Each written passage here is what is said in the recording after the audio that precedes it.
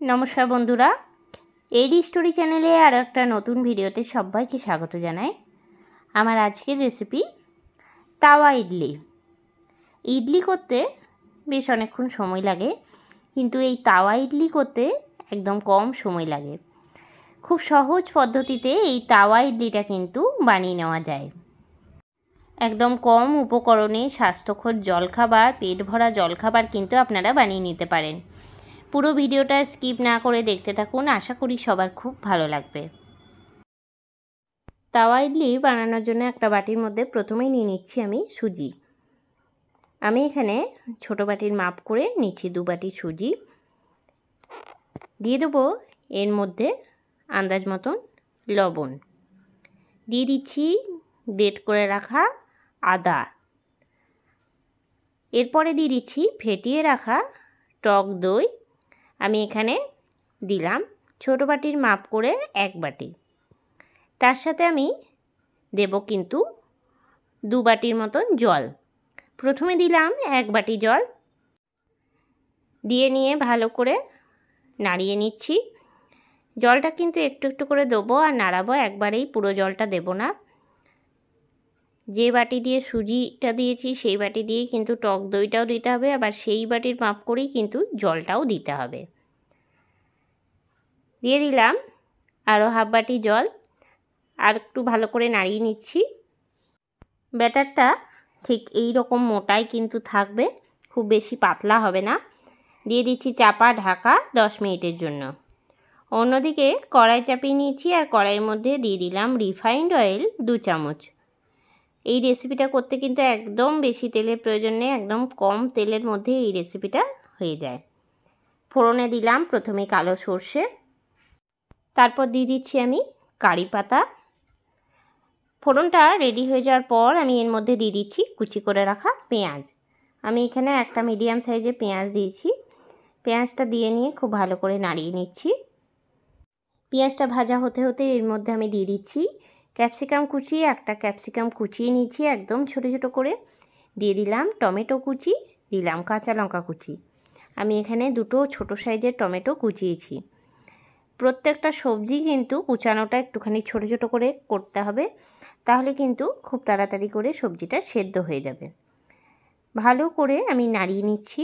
গ্যাসের ফ্লেমটা কিন্তু মিডিয়ামে রেখেছি। খুব হাই ফ্লেমে ভাজলে তাড়াতাড়ি কিন্তু পুড়ে যাবে, অথচ সেদ্ধ হবে না। এরপর আমি এর মধ্যে দিয়ে দিচ্ছি সামান্য পরিমাণে লবণ। লবণটা দিয়ে ভালো করে নাড়িয়ে নিচ্ছি। ব্যাটারের মধ্যে একবার লবণ দিয়েছি, সেজন্য সবজির মধ্যে লবণটা কিন্তু একদম সামান্য পরিমাণে দিতে হবে।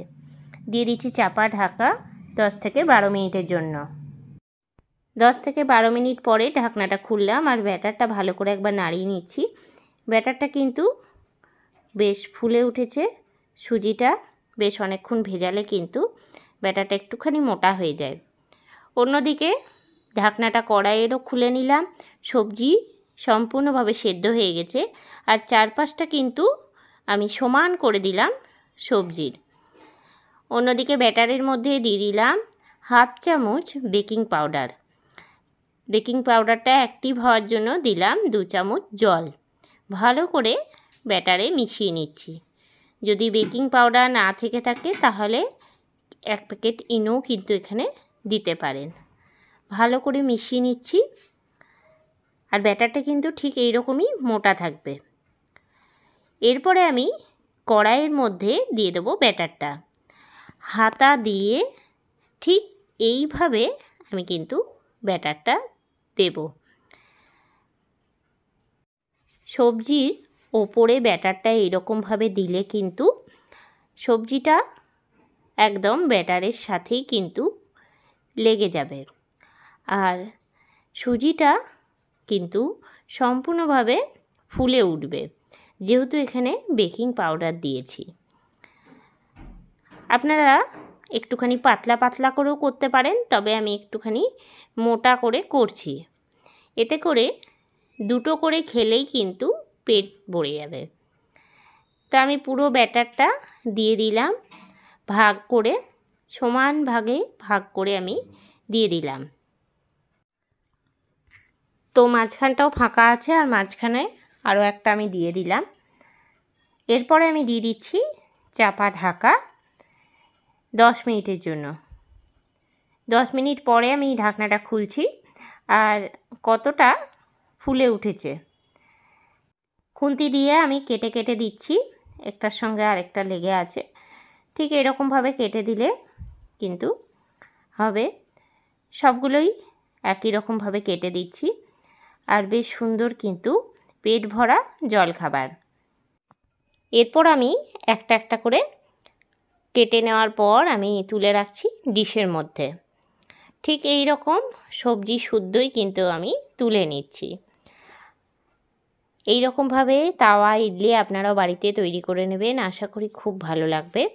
চাইলে ওপর থেকে ফোড়ন দিতে পারেন কারি পাতা সর্ষে দিয়ে, তবে আমি ফোড়ন দিয়েই যেহেতু চাপিয়েছি, আর সেজন্য আমি এখানে ফোড়ন দিলাম না। কেমন লাগলো আজকে রেসিপিটা অবশ্যই আমাকে জানাবেন। আপনারা এইভাবে একবার বাড়িতে তৈরি করে দেখবেন, আশা করি সবার খুব ভালো লাগবে। ওপর থেকে দিয়ে দিচ্ছি কারি পাতা, ভেজে রাখা কারি পাতা আমি একটুখানি দিয়ে দিলাম ওপর থেকে, আর দিয়ে দিচ্ছি কুচি করে রাখা ধনে পাতা, সাথে কাঁচা লঙ্কাও কিন্তু দিতে পারেন। তৈরি হয়ে গেল আমার আজকের রেসিপি তাওয়া ইডলি। আপনারা অবশ্যই এইভাবে একবার ট্রাই করবেন। কেমন লাগলো রেসিপিটা অবশ্যই জানাবেন। আজকের এই রেসিপিটা আপনাদের ভালো লেগে থাকলে লাইক করবেন, শেয়ার করবেন। এই চ্যানেলে নতুন বন্ধু হয়ে থাকলে চ্যানেলটা সাবস্ক্রাইব করা অনুরোধ রইল। আর যারা ফেসবুক পেজ থেকে দেখছেন অবশ্যই পেজটাকে ফলো করে দেবেন।